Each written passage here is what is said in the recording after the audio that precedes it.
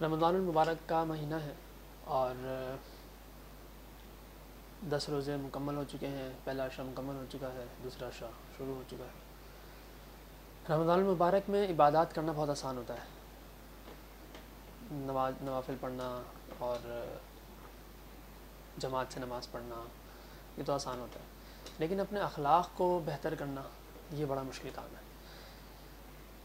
اور اخلاق کی اہمیت اس ایک حدیث سے ہمیں بخوبی سمجھ میں آ سکتی ہے کہ ایک خاتون کے متعلق آپ صلی اللہ علیہ وآلہ وسلم سے پوچھا گیا کہ یا رسول اللہ, رات کی شب بیدار ہے, دن کی روزے دار ہے, بہت عبادات کرتی ہے, یعنی رات کو پوری رات جاگتی ہے, نوافل پڑھتی ہے, تہجد پڑھتی ہے, سارے دن روزہ رکھتی ہے, لیکن جب بات کرتی ہے نا تو بہت سخت بات کرتی ہے. تو آپ علیہ السلام نے فرمایا لا خیر فیہا, اس میں خیر نہیں ہے, بھلائی نہیں ہے.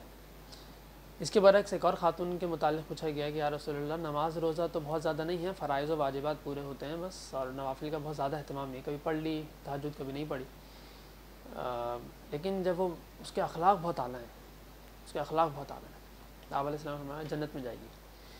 تو اسی طریقے سے بہت سی روایات ہیں جس سے ہمیں اخلاق کی اہمیت سمجھ میں آتی ہے.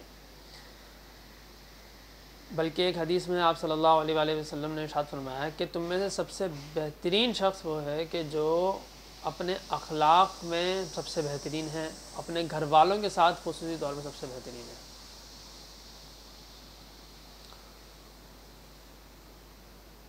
تو اس سے اندازہ ہوتا ہے کہ اخلاق کی اہمیت بہت زیادہ ہے.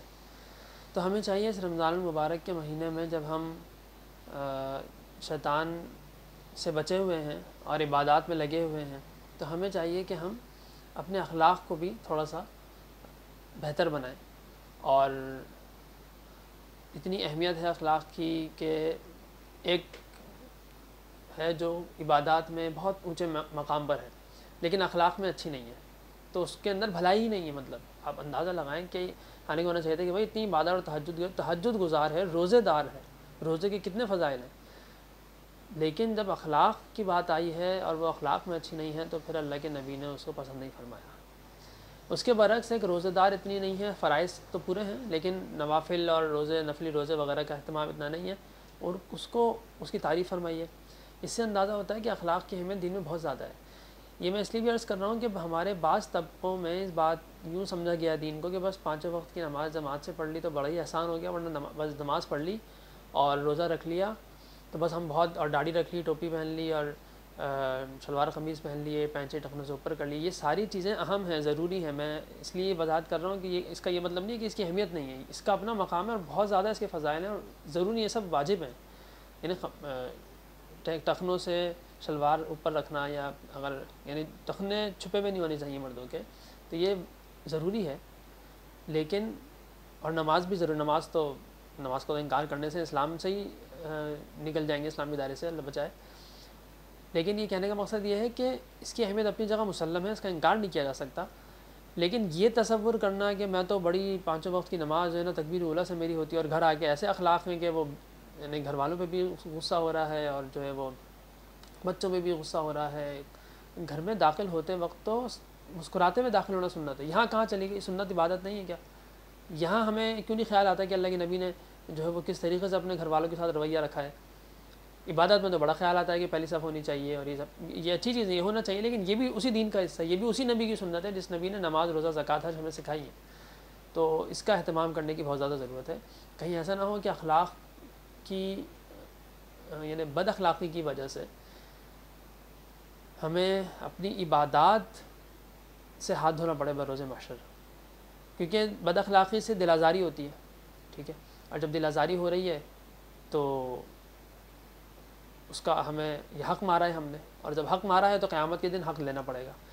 تو حق دینے کا قیامت میں ایک ہی طریقہ ہے کہ اپنی نیکیاں اس کو دے دی جائیں, اور اگر وہ بھی ختم ہو گئے تو پھر اس کے گناہ اپنے سر لے لی جائیں. تو بد اخلاقی سے بعض اوقات اللہ بچائے, یہ دوسری جو ہماری عبادات ہیں یہ جو ہے وہ مطلب ان کی قبولیت جو ہے نا وہ, یا ان کا جو فائدہ ہے ہمیں ہونا چاہیے یا ہوگا, وہ فائدہ ہی کہیں ہم سے چھین لیا نہ جائے. تو ہمیں اپنے اخلاق پہ توجہ دینی چاہیے, خاص طور پہ رمضان میں ہم اس پہ محنت کریں, اپنا احتساب کریں, کوشش کریں کہ کس طریقے سے ہم اللہ تعالیٰ سے ہم دعا کریں کہ اللہ ہمارے اخلاق کو بہتر بنا دیجیے, ہمیں یعنی حقوق العباد میں بھی پورا اور حقوق العباد پورا کرنا مشکل ضرور ہے لیکن ممکن ہے. حقوق اللہ تو پورے کیے ہی نہیں جا سکتے نا, اللہ کا حق تو ادا ہی نہیں کر سکتے. تو یہ ایک ایسا سودا ہے کہ اگر ہم اس میں پکے ہو جائیں نا تو اللہ کی ذات سے امید ہے کہ بہت ہمارے لیے بروز معاشر آسانی ہو جائے گی. اور اس کے بہت فضائل ہیں, یعنی بھری پڑی ہیں احادیث, بھری پڑی ہیں اخلاق کی فضیلت پر, اخلاق کے فضائل پر بھری پڑی ہیں احادیث بہت زیادہ ہیں, اتنی کثرت سے ہیں کہ اس کو میں صرف حدیثیں یہاں پہ کوٹ کروں تو 1-2 گھنٹے تو صرف کوٹ کرنے, انہیں کو بیان صرف حدیث کا ترجمہ کرنے سے, بتانے میں ہی, تشریح نہیں, صرف حدیث بتانے میں کہ یہ حدیث ہے, یہ فرمایا, پھر یہ فرمایا, ایک رات میں یہ فرمایا, اس طرح بتاؤں تو بھی شاید یعنی کتنے گھنٹے لگ جائیں. تو اللہ تعالیٰ سے دعا ہے کہ اللہ تعالیٰ ہمارے اخلاق کو بھی بہتر فرمائے. ہمارے روح کی پاکیزگی میں بہت بڑا کردار ہمارے اخلاق کا ہے. اللہ تعالیٰ ہمارے اخلاق کو بہتر فرمائے, آمین. اور ہماری تمام عبادات کو قبول فرمائے, رمضان کی قدر کرنے کی توفیق اور ہمت عطا فرمائے, آمین. السلام علیکم ورحمۃ اللہ وبرکاتہ.